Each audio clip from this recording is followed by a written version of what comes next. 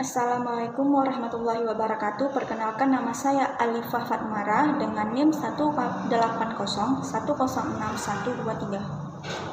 Saya mahasiswa dari Universitas Islam Negeri Araniri Banda Aceh, Fakultas Syariah dan Hukum, Prodi Ilmu Hukum.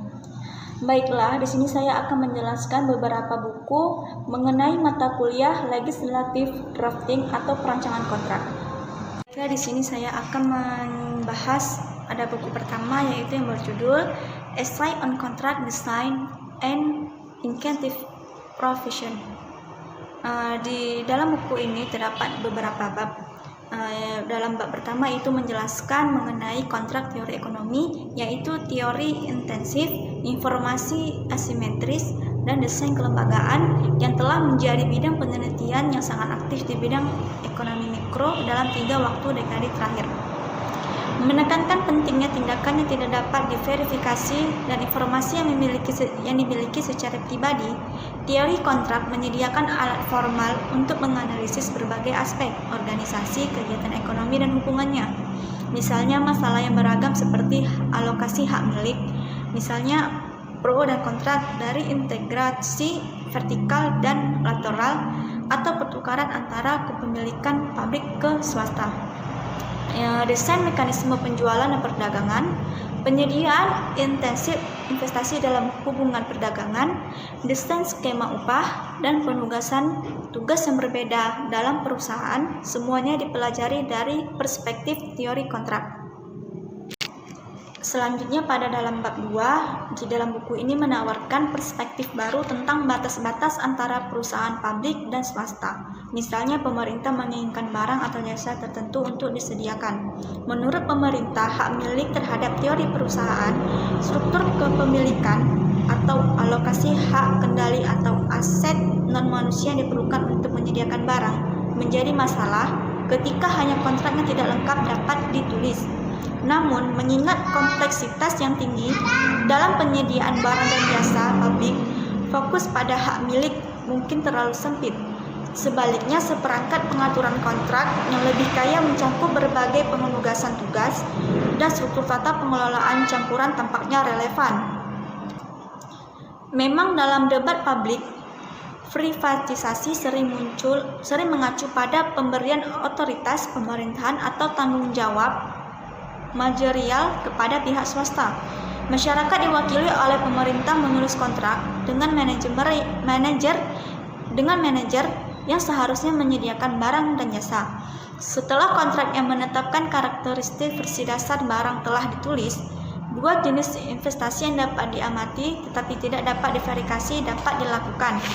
Yang pertama adalah mungkin berinvestasi dalam pengembangan inovasi berkualitas yang jika diterapkan meningkatkan keuntungan pemerintah dari barang tersebut.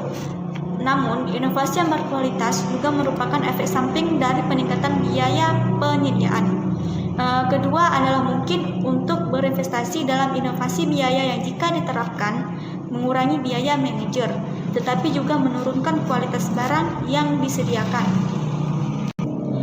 Selanjutnya di dalam bab 3 kita dapat mempelajari tentang model pengadaan publik berurutan yang terdiri dari 2 tahap. Instansi pemerintah menginginkan sebuah fasilitas seperti rumah sakit atau jalan tol dibangun dan selanjutnya dikelola untuk memberikan pelayanan publik. Dibangun dan dikelola untuk memberikan pelayanan publik di dalam kemitraan publik dan swasta. Tugas pembangunan dan pengelolaan digabungkan, sementara dalam pengadaan tradisional tugas ini didelegasikan ke kontraktor swasta. Kedua mode penyediaan sangat berbeda dalam intensif mereka untuk berinovasi dan untuk mengumpulkan informasi pribadi tentang biaya masa depan untuk menyesuaikan penyediaan layanan dengan keadaan yang berubah. Pada awalnya hanya ciri-ciri dasar barang atau jasa yang dapat dijelaskan dalam suatu kontrak. Tetapi setelah beberapa waktu lalu, yaitu ketika tahap penyediaan tercapai, hal ini dapat dilakukan memperjelas bagaimana barang dan jasa ditingkatkan dengan mengadaptasinya. Misalnya, kemajuan di bidang penelitian medis mungkin mengharuskan rumah sakit memenuhi standar layanan yang harus berkembang. Misalnya, untuk beradaptasi dengan peralatan medis yang baru, untuk memperbesar jumlah ruang operasi, ternyata tergantung pada potensi manfaat dari adaptasi tersebut. Selanjutnya, pada bab keempat, pada awalnya tidak ada yang mengetahui biaya produksi agen, tetapi setelah prinsipal menawarkan kontrak, agen dapat terlibat dalam pengumpulan informasi yang mahal. Pengumpulan informasi yang mahal pada tahap pembuatan kontrak adalah murni aktivitas mencari keuntungan. Karena secara umum diketahui bahwa keputusan perdagangan efisien ekspos tidak tergantung pada keadaan alami. Dalam skenario pertama, jika agen tidak memperoleh informasi sebelum kontrak ditandatangani, dia tidak akan mempelajari keadaan alami sebelum perdagangan dapat dilakukan. Sebaliknya, dalam skenario kedua, jika agen belum mengumpulkan informasi sebelum penandatanganan kontrak, ia dengan mahal mempelajari keadaan alamiah sebelum perdagangan dapat dilakukan. Model tersebut memiliki implikasi yang mengejutkan. Ada keadaan di mana sewa yang diharapkan agen lebih kecil di skenario 2 daripada skenario pertama. Agen menjadi lebih buruk ketika banyak informasi tersedia untuknya seiring waktu. Sebaliknya, laba yang diharapkan selalu lemah lebih besar dari skenario kedua. Selanjutnya ini pada bab kelima membahas tentang perbedaan penting dalam literatur teori kontrak tentang apakah kontrak dapat mengurangi atau bahkan memecahkan masalah pertahanan, yaitu masalah kurangnya investasi yang muncul ketika investasi bersifat khusus, hubungan yang tidak dapat dikontrak. Dalam hal ini, menurut penalaran teori kontrak standar, kontrak harga tetap sederhana, tidak dapat meningkatkan investasi dibandingkan dengan tolak ukur tanpa kontrak. Sebaliknya, kontrak opsi yang sesuai dapat memecahkan masalah penundaan asalkan negosiasi dapat dicegah. Jika negosiasi ulang tidak dapat dikesampingkan, menurut teori standar, kontrak tidak berguna. Dalam percobaan teori, harga tetap tidak dapat mengurangi masalah penundaan. Sementara, kontrak opsi sangat efektif ketika negosiasi ulang dapat dicegah. Yaitu pada bab ke-6 itu mempelajari tentang masalah agen utama multi tugas di mana tugas dapat bertentangan satu sama lain. Misalnya, seorang pedagang atau prinsipal yang ingin menjual dua produk. Pedagang dapat menyewa satu atau dua perwakilan penjualan atau agen yang dapat melakukan upaya non-kontras untuk memproduksikan produk, sehingga gaji hanya dapat bergantung pada produk mana yang dijual. Jika produknya adalah subsidi yang tidak sempurna, maka upaya promosi dalam satu tugas meningkatkan kemungkinan penjualan produk yang dipromosikan, tapi pada saat yang sama menurunkan kemungkinan penjualan produk ini. Secara teori, sulit untuk membujuk satu agen untuk mengerahkan upaya dalam dua tugas yang saling bertentangan, sehingga pemerintah lebih baik dengan menyewa dua agen yang berbeda. Sebaliknya, jika ada konflik antar tugas, pemerintah lebih memilih untuk memiliki satu agen yang bertanggung jawab atas kedua tugas tersebut. Dalam percobaan, walaupun upah lebih murah daripada yang diperkirakan oleh teori standar, atau yang mungkin dikaitkan dengan prevensi sosial. Selanjutnya pada bab ke-7, di sini dijelaskan berkontribusi pada garis penelitian yang baru-baru ini ditingkatkan yang menyelidiki dampak kemampuan kognitif pada penilaian dan pengambilan keputusan. Friedrich tahun 2005 memperkenalkan tes refleksi kognitif atau biasa disebut CRT yang merupakan tes 3 item sederhana untuk mengukur cara berpikir seseorang dalam kemampuan kognitif. Dia menunjukkan bahwa orang dengan skor CRT tinggi umumnya lebih sadar dan lebih bersedia untuk menang dalam domain keuntungan. Secara khusus, mempelajari kekeliruan tingkat dasar, konservatisme, bias, terlalu percaya diri, dan efek endowment, kami menemukan bahwa Individu dengan kemampuan kognitif yang lebih rendah secara signifikan lebih mungkin untuk menunjukkan keduanya. Kekeliruan tingkat dasar dan kekeliruan konservatisme sehubungan dengan terlalu percaya diri. Di sini menemukan bahwa subjek dengan skor CRT lebih tinggi memiliki penilaian diri yang lebih tepat secara signifikan. Akhirnya, skor tes tidak mempengaruhi terjadinya efek endowment yang mencolok pada kelompok CRT rendah dan tinggi.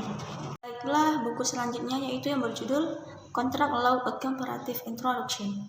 Buku ini terdiri dari 5 bagian yang menanyakan pertanyaan sentral mengenai seputaran hukum kontrak. Bagian pertama itu menanyakan apa itu hukum kontrak dan apa sumbernya. Yang bagian kedua menanyakan bagaimana kontrak bisa dibuat. Bagian ketiga, apa isi kontrak? Bagian keempat, dapatkan kontrak yang dibentuk secara sah dihindari atau dikesampingkan, dan jika demikian, untuk alasan apa? Bagian kelima, apa saja hukum kontraktual jika terjadi pelanggaran kontrak? Setiap bagian buku ini terdiri dari beberapa bagian, dan bab diawali dengan garis besar yang menyoroti tema-tema utama. Mengenal topik dari bagian atau bab tertentu adalah ide yang baik. Dengan tertib terlebih dahulu membaca garis besar, diikuti dengan membaca bab pertama, melewati konteks teks yang terpisah. Setelah membaca daftar topik, untuk tinjau terakhir setiap bab, baca kembali bab tersebut. Dengan lambat pasti Anda akan memahami setiap langkah argumen. Di buku ini juga menjelaskan mengenai prinsip utama hukum kontrak. Ketika pengacara mengatakan bahwa suatu bidang hukum diatur oleh prinsip-prinsip tertentu, mereka bermaksud untuk merujuk pada nilai atau tujuan utama yang mendasari bidang ini.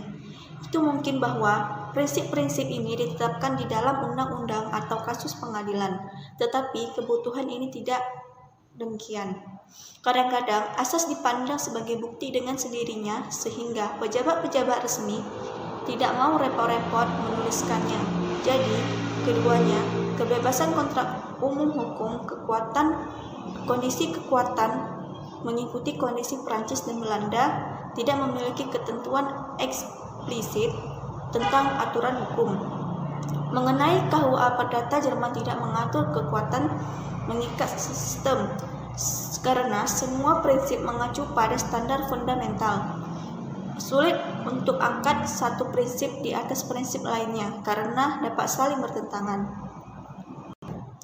Sebagai tambahan, prinsip-prinsip begitu luas sehingga tidak pernah tanpa pengecualian. Mengingat ini, artinya kita dapat mengatakan bahwa hukum kontrak diatur oleh 4 prinsip, yaitu yang pertama, kebebasan kontrak, kekuatan mengikat, tidak adanya formalitas, dan terakhir itu adalah kontrak keadilan. Selanjutnya di dalam bab ada dijelaskan mengenai sumber-sumber hukum kontrak. Berbagai aturan hukum kontrak memiliki sifat yang sangat beragam. Bab ini menyajikan aturan berdasarkan asal-usulnya. Kategorisasi seperti ini pada basis sumber memungkinkan kita untuk membedakan antara 3 jenis aturan yang relevan untuk hukum kontrak.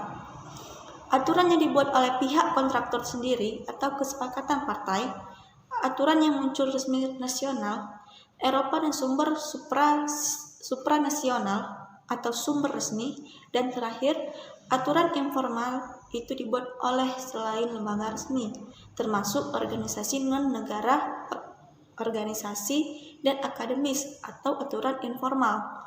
3 persyaratan utama harus dipenuhi sebelum kontrak menjadi sah, yaitu kesepakatan para pihak terdiri dari penawaran oleh pihak atau penawar dan penerimaan tawaran ini oleh pihak lain atau penerima tawaran. Yang kedua, niat untuk menciptakan hubungan hukum di bawah hukum Inggris ditambah dengan persyaratan pertimbangan yang akan disediakan oleh masing-masing pihak. Dan dalam hukum Prancis dengan persyaratan kausa. Yang ketiga, kapasitas hukum para pihak. Meskipun kontrak pada prinsipnya mengikat, tanpa bentuk apapun, terkadang formalitas tertentu harus dipenuhi selain persyaratan ini. Selanjutnya itu ada hukum nasional. Di negara sivil law, aturan umum tentang hukum kontrak adalah biasanya ditemukan di KUH Perdata. Jadi, Kode Sipil Prancis atau Sisi tahun 1804 menempatkan hukum kontrak dalam buku 3 tentang berbagai cara untuk memperoleh hak milik. Sedangkan Bürgerliches Gesetzbuch atau BGB Jerman tahun 1900 memiliki ketentuan umum tentang tindakan yuridis buku 1 dan aturan khusus tentang kontrak dalam buku 2. Sumber dominan hukum kontrak dalam common law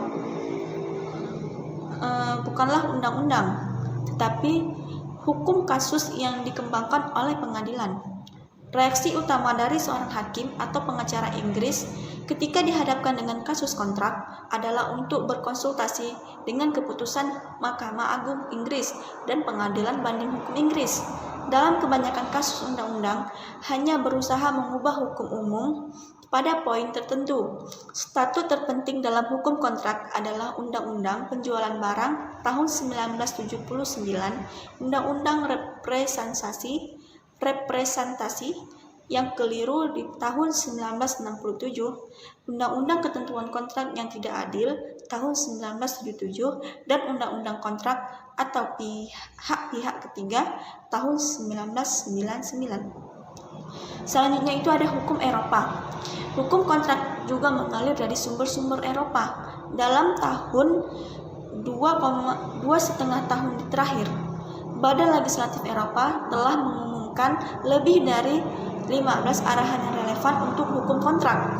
Pasal 288 dari Traktat tentang Fungsi Uni Eropa atau TFEU menjelaskan arahan tentang instrumen legislatif Eropa yang akan mengikat mengenai hasil yang akan dicapai pada setiap negara anggota yang dituju, tetapi akan ditinggalkan pada otoritas nasional pilihan bentuk dan metode.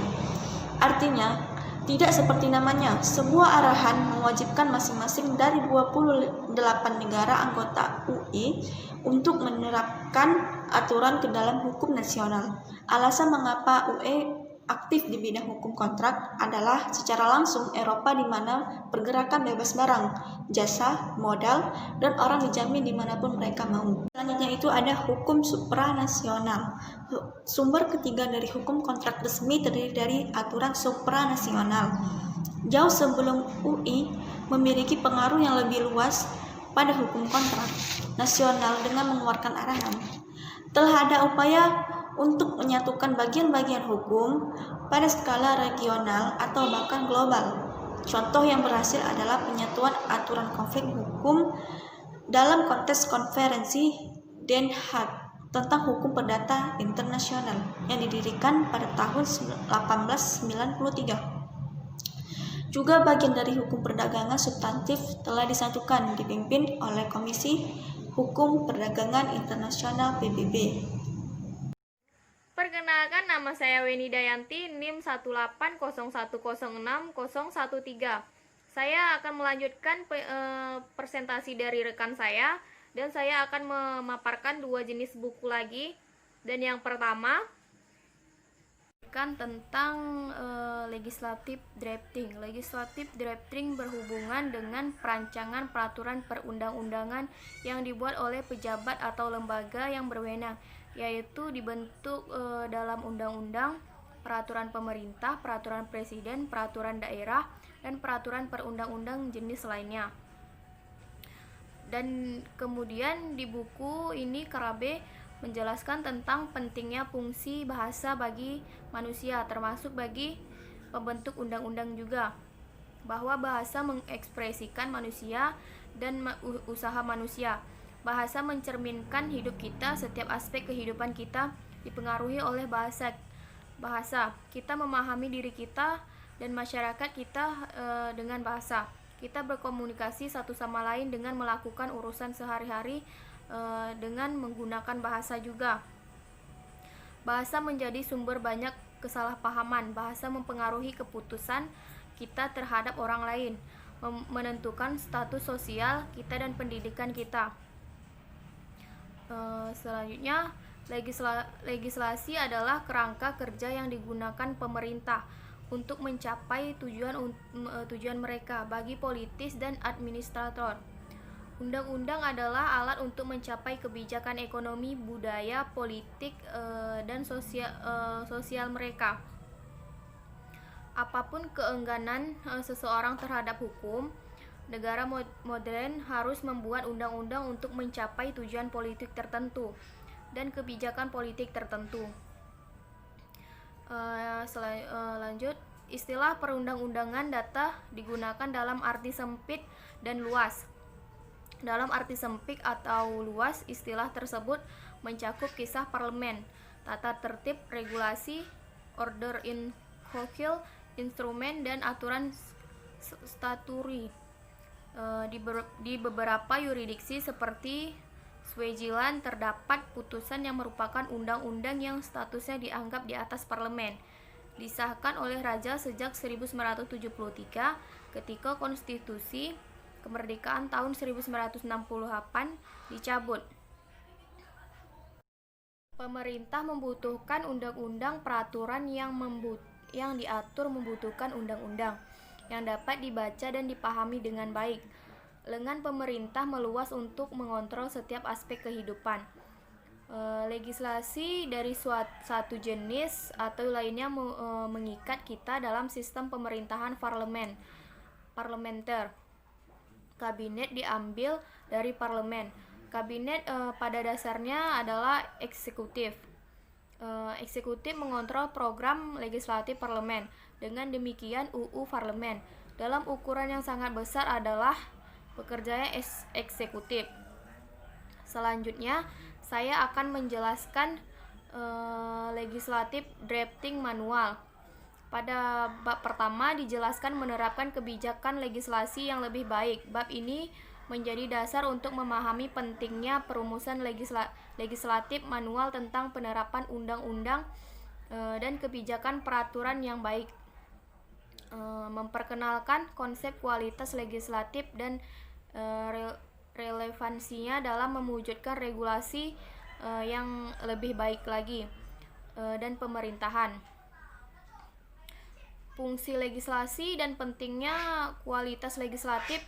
Rekomendasi 2012 dari Council on Regulatory Policy and Governance mendefinisikan kebijakan regulasi sebagai proses yang digunakan pemerintah ketika mengidentifikasi kebijakan objektif, memutuskan apakah akan menggunakan regulasi sebagai instrumen kebijakan, dan melanjutkan ke draft dan mengadopsi regulasi melalui pengambilan keputusan berbasis bukti.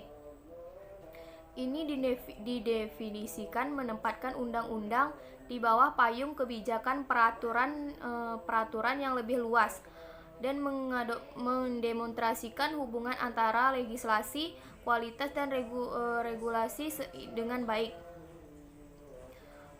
Legislasi mutu ada dua macam. Yang pertama, perundang-undangan sebagai sarana di mana hukum dinyatakan memungkinkan penyelarasan prinsip-prinsip konstitusional legislatif. Yang kedua, perundang-undangan sebagai instrumen regulasi, berfungsi sebagai alat untuk mencapai yang diinginkan hasil peraturan dan kebijakan. Oleh karena itu, kualitas legislatif meningkatkan kapasitas legislasi untuk menyampaikan regulasi kebijakan yang dimaksud tujuan. Selanjutnya, rekomendasi ORS 2012 dari Council of Regulatory Policy dan Tata Kelola. Yang pertama, berkomitmen pada tingkat politik tertinggi untuk kebijakan seluruh pemerintahan yang eksplisit untuk kualitas regulasi. Yang kedua, mematuhi prinsip-prinsip pemerintahan terbuka termasuk transparansi dan partisipasi dalam proses regulasi untuk memastikan bahwa regulasi melayani publik, kepentingan, dan informasikan oleh regulasi. Yang ketiga, menetapkan mekanisme dan institusi untuk secara aktif memberikan pengawasan terhadap regulasi, prosedur, dan tujuan kebijakan yang mendukung dan melaksanakan kebijakan regulasi. Yang keempat, mengintegrasikan Regulatory Impact Assessment atau RIA ke dalam tahap awal kebijakan proses perumusan proposal regulasi baru. Yang kelima, melakukan tinjauan program sistematis terhadap stok regulasi yang signifikasi terhadap tujuan kebijakan yang jelas dan lain-lainnya.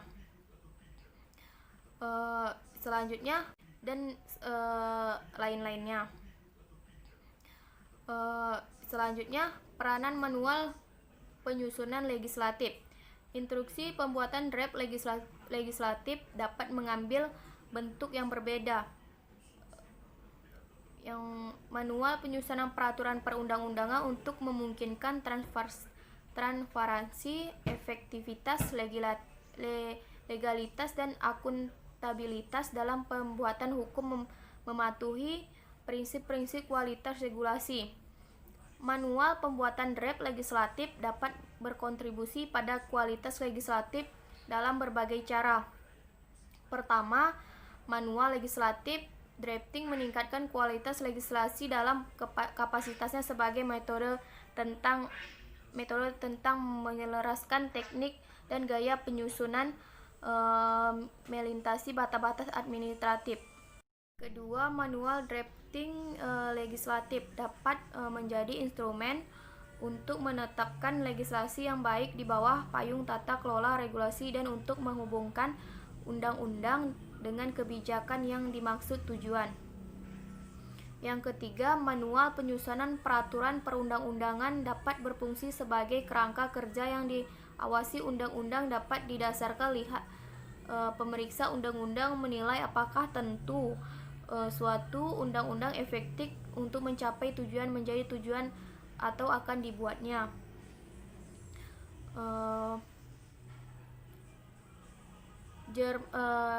Jerman telah mengadopsi manual untuk penyusunan legislasi sebagai seperangkat prinsip panduan untuk penyusunan legislatif edisi pertama. Dari panduan ini diterbitkan pada tahun 1999 dan sudah telah direvisi untuk kedua kali sejak itu. Otoritas Palestina telah mengadopsi manual drafting legislatif pada 2003 untuk dipromosikan teknik legislatif yang koren dan konsisten di seluruh departemen hukum. Yang Swiss pada tahun 2009, Swiss telah mengadopsi edisi keempat dari Panduan Perbuatan Draft Legislatif. Panduan The Legislative Swiss Manual didefinisikan tindakan legislatif sebagai ekspresi dan pemenuhan hukum keputusan politik. Perumusan dan eksekusi ini berfokus pada aspek-aspek berikut.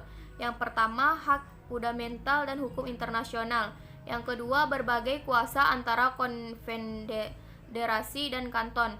Yang ketiga, pilihan bentuk undang-undang legislatif. Yang keempat, legalitas dan pendelegasian. Yang kelima, komposisi undang-undang legislatif dan pilihan instrumen tindak negara. Yang keenam, menulis. Selanjutnya, Belanda. Pemerintah Belanda telah memperkenalkan sejumlah kebijakan dan alat untuk memperbaiki kualitas legislatif secara keseluruhan. Selanjutnya, Prancis. Panduan legislatif Prancis menyajikan seperangkat aturan, prinsip, metode, dan modalitas untuk mendampingi regulator dan pejabat publik melalui semua tahapan penyusunan norma hukum, yaitu konsepsi, elaborasi, dan penyusunan. Yang selanjutnya, manual Mesir untuk perancangan legislatif.